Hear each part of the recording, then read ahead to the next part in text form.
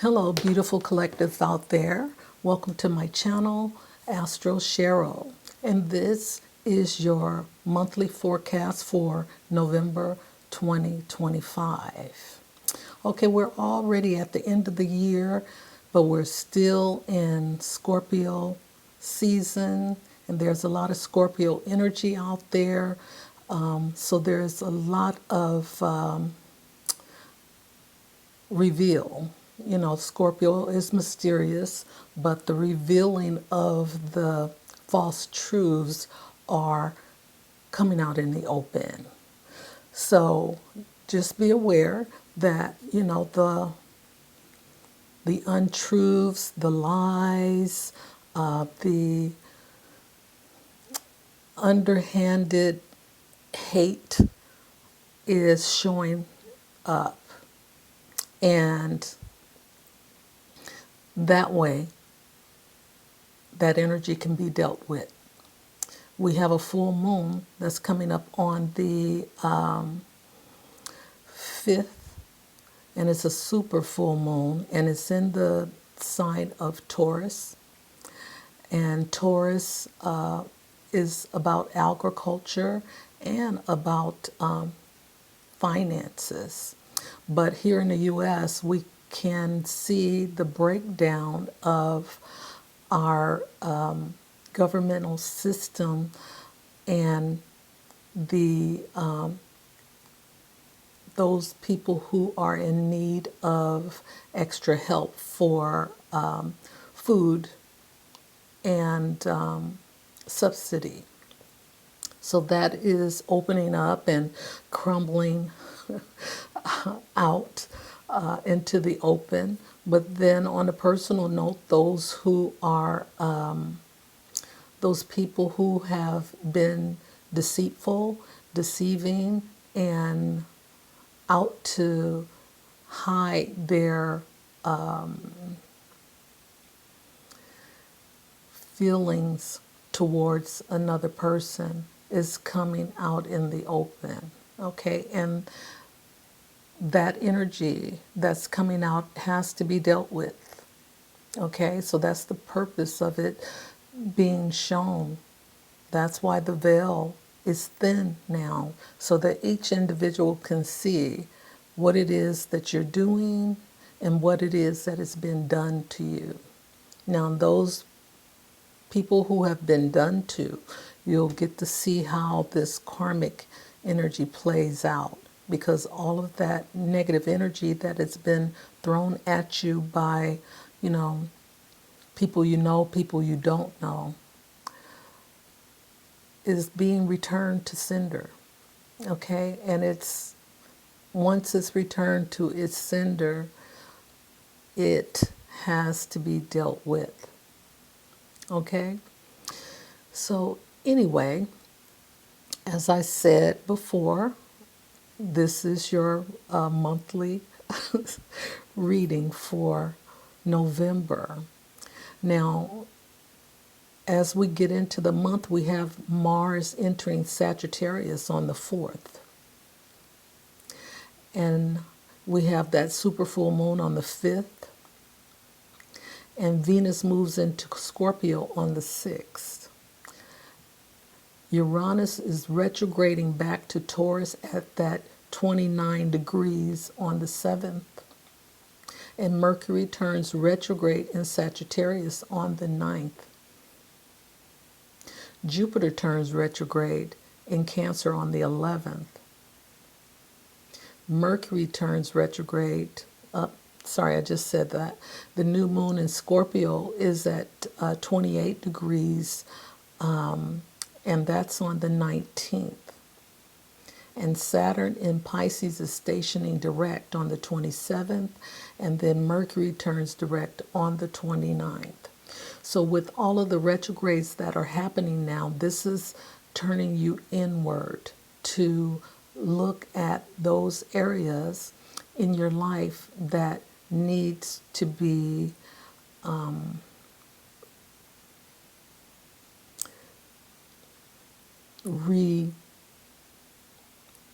refurbished or cleansed, I will say. Okay, Now, a lot of you may not be ready to face your fears because that's exactly what's happening in this Scorpio energy. It's a lot of fear-based energy that is showing up. But when you face your fears and you deal with what it is that's coming up for you, then over time, you'll be able to take a step up in your vibration. So, with all of this energy happening, especially with Uranus, it is like an electric energy where things happen all of a sudden. But while it's in retrograde, it won't act as fast as it would normally act if it was in its forward motion. So I just want to say that those people who are out there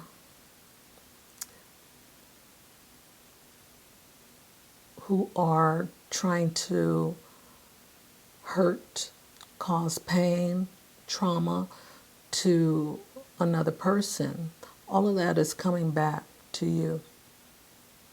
And a lot of times people cannot take what they dish out. They can't handle it. So are you ready to handle what you are dishing out? That is up to you. And now it's time for me to get into the forecast for the month. So I will see you on the other side. Hello to my beautiful collectives. Welcome to my channel, Astro. And this is your monthly forecast for Pisces Rising. So, what we're going to do here, you're the last sign of the zodiac, and we're going to move right into the forecast for November. Okay, so on 11/3, we have Mars in Scorpio in a beautiful trine with retrograde Neptune in Pisces. And this is in your ninth house, in your first house. Now, your ninth house is about your spirituality, spiritual growth, your belief systems, your religion, foreign cultures, foreign languages, long distance travel, teaching, and publishing is all encompassed in this ninth house. And your first house is all about you, yourself. How much of that ninth house energy do you have up here? Okay, have you brought, merged or transformed any of that ninth house energy for your own sake? That's the first house is about how you look, how you think, how people see you, how you dress, is that total package.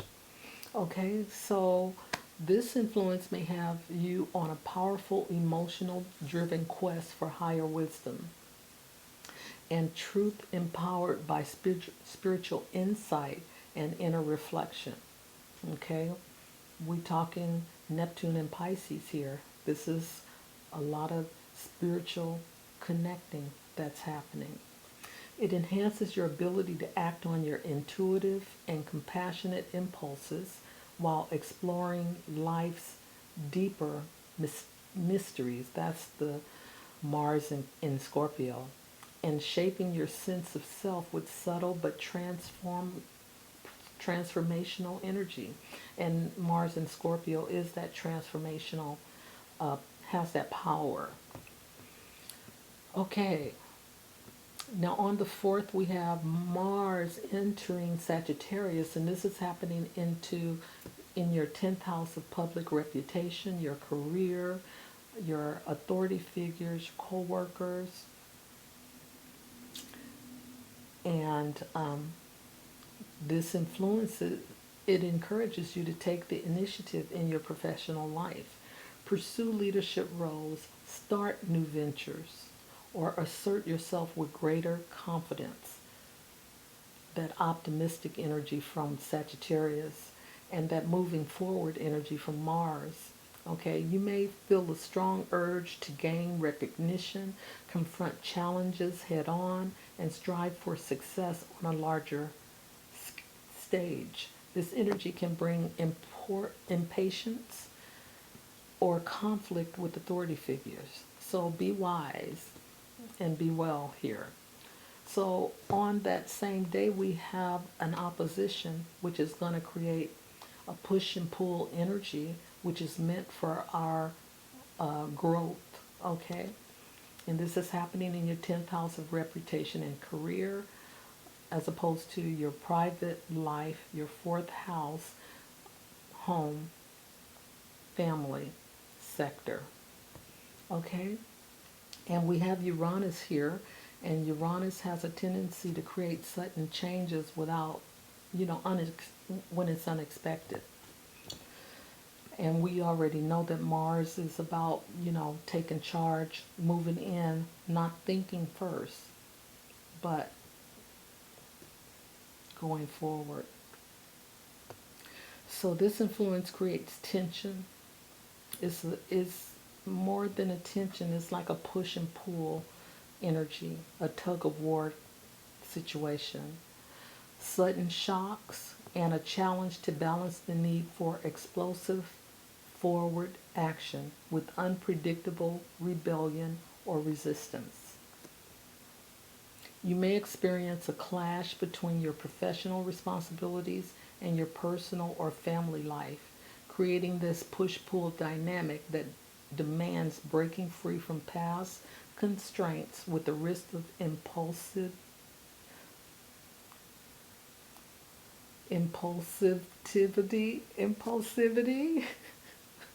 impatience, or even accidents. That's that Mars energy, so you have to be careful and, have some mind control.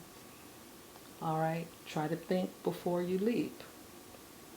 So on the 5th, we have the full moon in Taurus, and this is happening in your 3rd house of communication, short travel, short distance travel, your siblings, your local community. Writing is a part of this house as well. So we have the full moon in Taurus, and Taurus is a fixed energy, but it values this comfort, okay? And it's a time for releasing with this full moon. So this transit asks you to focus on your daily interactions, your relationships with siblings and your neighbors, and how you express yourself through speaking, writing, or learning. Your conversations may take on a deeper emotional quality at this time, highlighting where you may want closure or where your blocks in your self-expression need to be released. Now, we know the moon is, an emotional aspect, okay? And we tend to express our emotions during, the phases of the moon. So on that same day, we have Jupiter in Cancer creating a beautiful trine with retrograde Saturn in Pisces. And this is in your 5th house of joy, your romantic endeavors, your hobbies, your creativity, your speculation is also a part of this 5th house energy. Your inner child and children.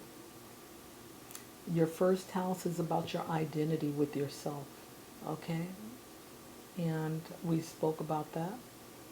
So this influence, it supports structured growth because Saturn is here and it's about structure. In your creative and personal endeavors, your ability to nurture relationships with maturity, that's Cancer, okay? and balanced optimism, Jupiter, rooted in reality, Saturn.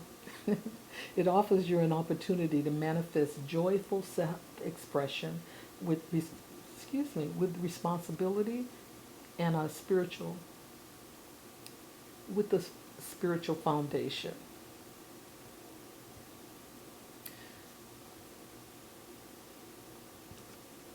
And spiritual foundation. Okay, so what day? I said on that day, but this is happening on the 6th. Okay, and also on the 6th, we have Venus in Scorpio squaring Jupiter in Cancer, and this is happening in your ninth house and your fifth house. And I believe we spoke about your ninth house, right? Yep. And I just spoke to you about your fifth house. So you have the gist of the houses. Now, this configuration creates tension and turbulence in your relationships or your creative expression.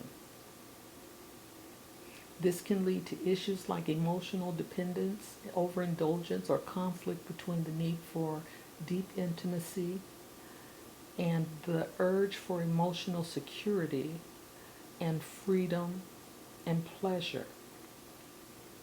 Okay, because we have Venus in Scorpio. Venus is about relationships of all types, right?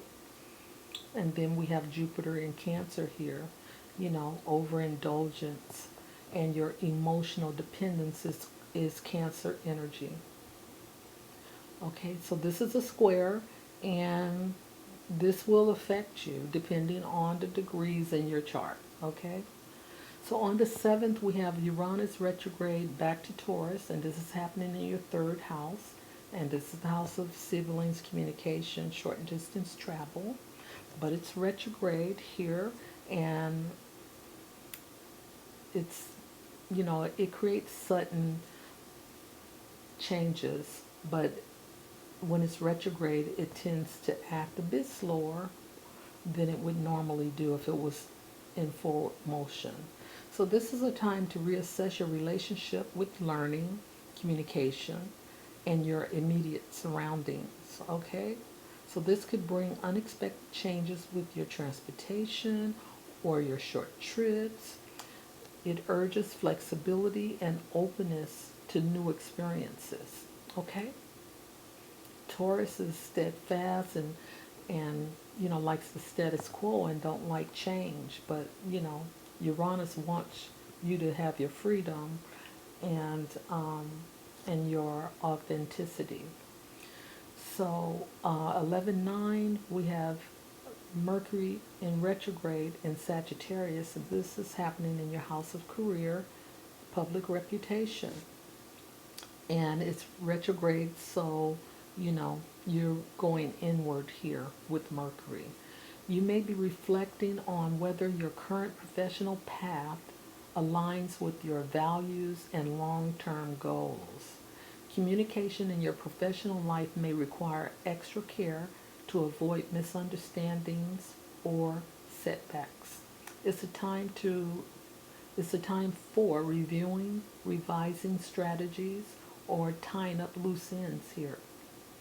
You may experience internal shifts in how you see your role in the world and may lead to career adjustments that better reflect your authentic beliefs and aspirations.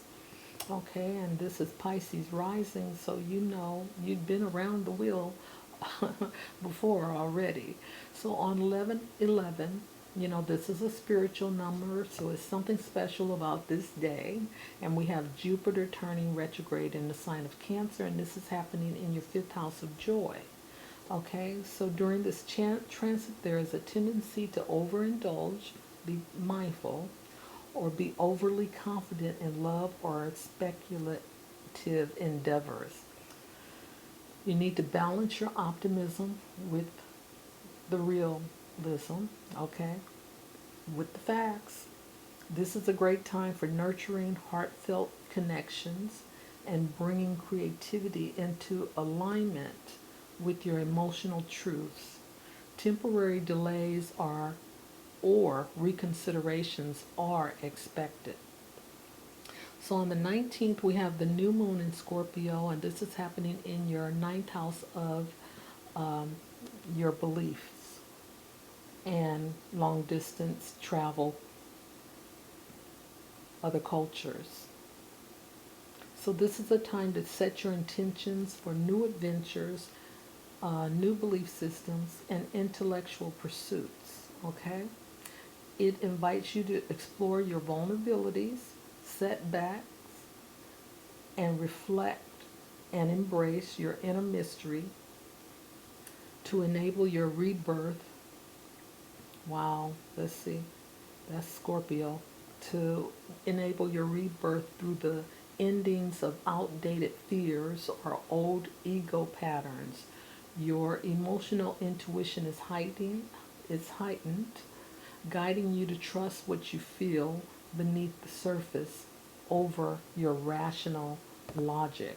Okay, so there is Scorpio energy in here,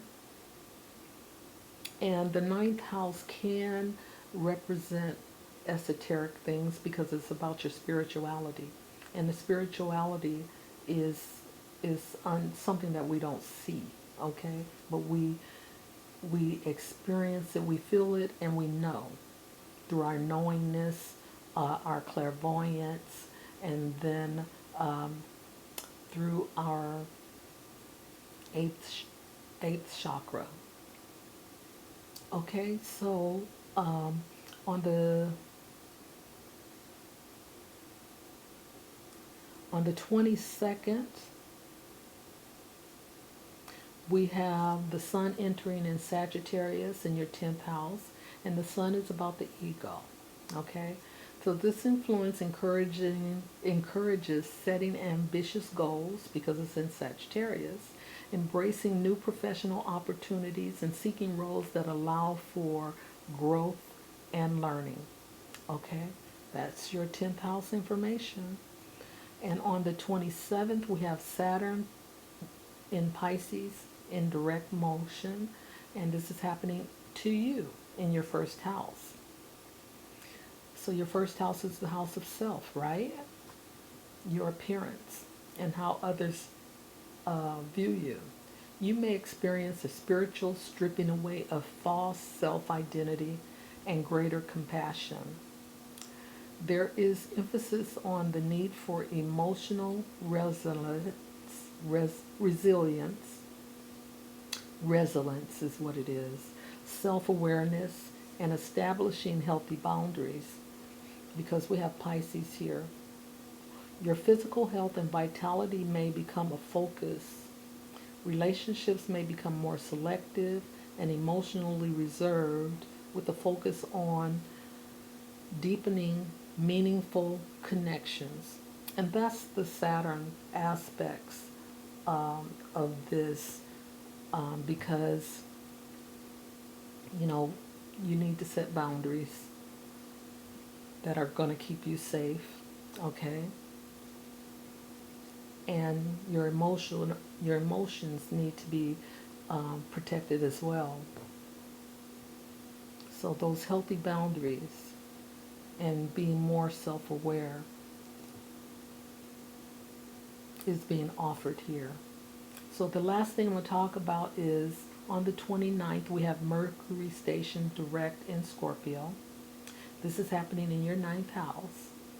So this influence encourages uncovering secrets, questioning your beliefs, and exploring the mysteries about life, death, and any esoteric topic, psychic energy.